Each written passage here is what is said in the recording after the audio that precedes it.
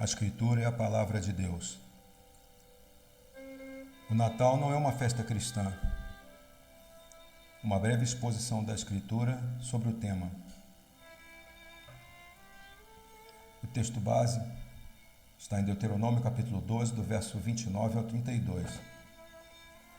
Podemos entender qual é o princípio de Deus com relação ao nosso culto a Ele. E aqui entender se está de acordo com o nosso coração, ou até mesmo uma suposta sinceridade da nossa parte, ou com aquilo que Ele estabelece como regra para cultuá-lo. Eu posso agradar ao Criador cultuando da minha forma ou da forma que Ele estabelece, de acordo com a vontade dEle, de acordo com o gosto dEle, de acordo com aquilo que Ele estabelece. Esperamos que a Escritura nos responda, que Deus nos dê, nesse momento, entendimento para poder expor a Sua palavra e também para que nós possamos entendê-lo e entendê-la. Deuteronômio capítulo 12, verso 29 ao 32. Quando o Senhor, teu Deus, eliminar de diante de ti as nações para as quais vais para possuí-las, e as desapossares e habitares na sua terra, guarda-te, não te enlaces com imitá-las, após terem sido destruídas diante de ti, e que não indagues acerca dos seus deuses, dizendo: assim como serviram estas nações aos seus deuses, do mesmo modo também farei eu. Não farás assim ao Senhor, teu Deus, porque tudo que é abominável ao Senhor e que Ele odeia, fizeram eles a seus deuses. Pois até seus filhos e suas filhas queimaram os seus deuses. Tudo o que eu te ordeno, observarás. Nada acrescentarás, nem diminuirás.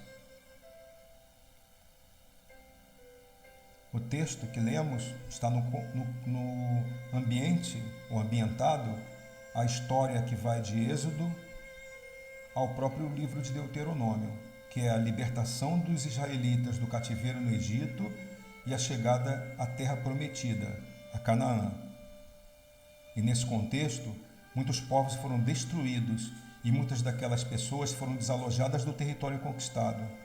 Os cananeus eram um desses povos, que viveu em uma terra que mana leite e mel, até serem vencidos pelos antigos israelitas e desaparecerem da história. O território que era ocupado pelos cananeus corresponde hoje a partes do Líbano, de Israel, da Jordânia e da Síria.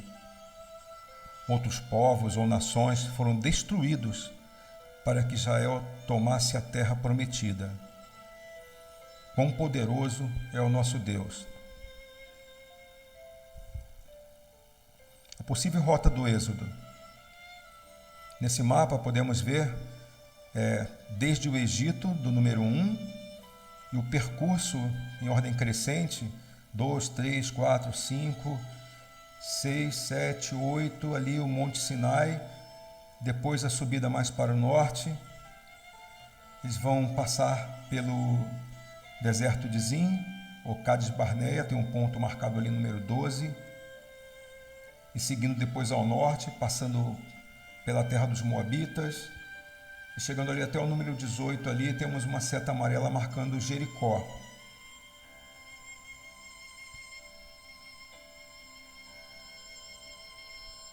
O que diz a Bíblia de uma das versões aprovadas por Roma? A Bíblia de Jerusalém, nova edição, revista e ampliada. Ela é editada, impressa pela editora Paulus, e tem a aprovação eclesiástica, o imprimatur, a carta protocolar da CNBB, número 0051/03.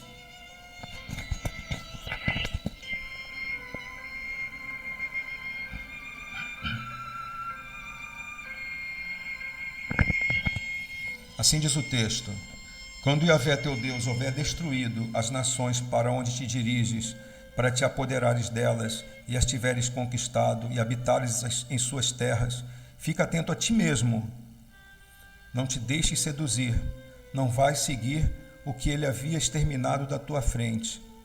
Não procures pelos seus deuses, dizendo: como estas nações serviram os seus deuses?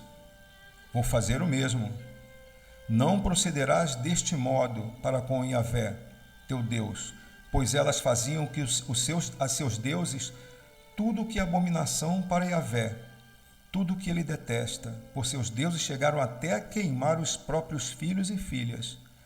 Cuidareis de pôr em prática tudo o que vos ordeno, nada acrescentarás e nada tirarás. Devemos ser tão rigorosos com relação ao Natal. A palavra de Deus nos diz, na primeira carta de Pedro, capítulo 4, versos 17 e 18: porque a ocasião de começar o juízo pela casa de Deus é chegada. Ora, se primeiro vem por nós, qual será o fim daqueles que não obedecem ao Evangelho de Deus? E, se é com dificuldade que o justo é salvo, onde vai comparecer o ímpio? Sim, o pecador. Percebemos aqui a preocupação de Deus conosco, através da sua palavra, de nos revelar sobre essa situação, já nos alertando sobre o juízo começar por nós, pela igreja, e que é chegada.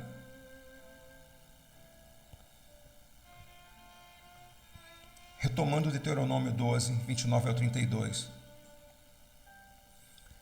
Esse texto, como falamos, ele tem um tom bem particular, tanto no capítulo 12 quanto no capítulo 13, porque Israel havia sido liberto do Egito, mas eles viveram muito tempo como escravos de um povo politeísta, quer dizer, um povo que tem muitos deuses. E isso colocou em Israel uma alma um pouquinho corrompida por essa idolatria daqueles povos que os escravizavam. Os cananeus, por exemplo, eles possuíam alguns deuses. O deus principal deles era El, chamado o Criador. O Baal, muito repetido aqui na Escritura, a idolatria a Baal, era o mais cultuado entre eles. E havia também uma divindade chamada Haddad, se escreve com H, outra divindade chamada Ian, se escreve com Y inicial, e Mot, uma divindade ali que provocava seca e esterilidade. Ele é nesse ambiente ultra-religioso, cheio de divindades, que Israel estava entrando para tomar posse daquele território. Em Deuteronômio 12, 13, entretanto, Deus não faz uma exposição de modo a ditar uma lei de forma endurecida, mas ele faz uma exposição de forma pastoral. Através de Moisés, a Escritura revela não uma lei ditada com dureza, mas um pacto que identificaria o povo de Deus naquela região, diferenciando o povo de Deus de todos aqueles outros que eram pagãos, politeístas, porque Israel era a primeira nação que cultuava apenas um Deus. Era uma nação monoteísta. E dessa forma pastoral, dessa forma amorosa, Moisés estava anunciando os estatutos de Deus, mais como um pregador. Por quê? Porque ele fazia um apelo ao povo que deveria responder à graça de Deus que os havia libertado do cativeiro no Egito. Era isso. E responder de que forma?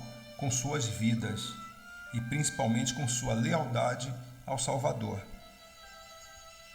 Era essa a resposta que Moisés estava revelando para o povo de Deus. E por que tem que ser daquela forma? Para que se mantivesse a unidade do povo de Deus.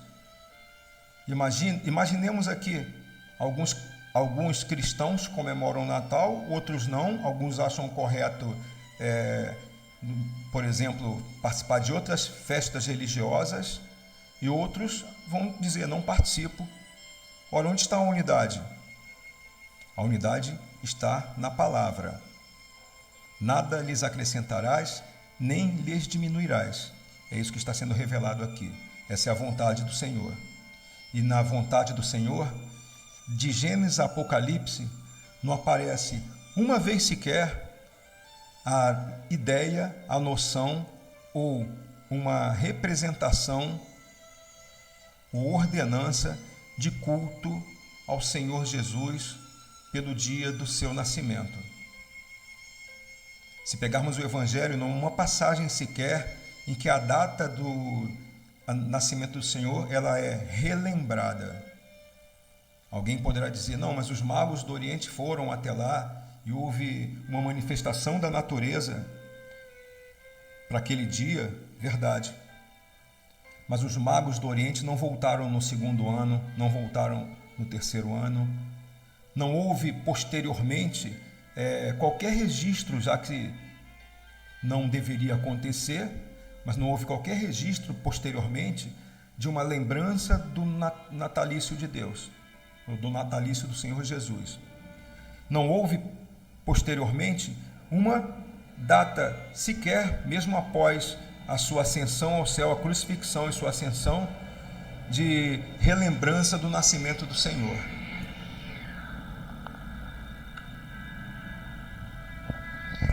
Muitos fenômenos extraordinários acontecem e acontecerão, mas o mundo será perdido conforme está escrito sobre o próprio destino. Haveria por um único dia ou noite alguma conversão pelo nascimento de um suposto menino Jesus? Existe um menino Jesus? É simples isso, né? Existe um menino Jesus? É possível existir esse menino Jesus? Sabemos que não.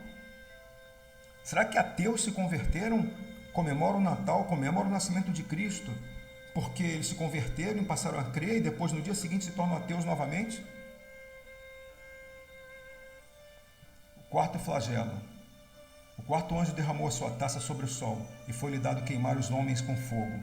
Com efeito, os homens se queimaram, e com intenso calor, e blasfemaram o nome de Deus, que tem autoridade sobre estes flagelos, e nem se arrependeram para lhe darem glória. É isso que a palavra nos diz. Não há conversão. Mesmo diante dos flagelos que hoje acontecem, eu não estou dizendo que são os flagelos revelados em Apocalipse, capítulo 16, como esse, por exemplo, o quarto flagelo, mas estou dizendo, não se arrependeram e não deram glória a Deus. É isso que está revelado. O mundo não se converteu, o mundo não vai se converter.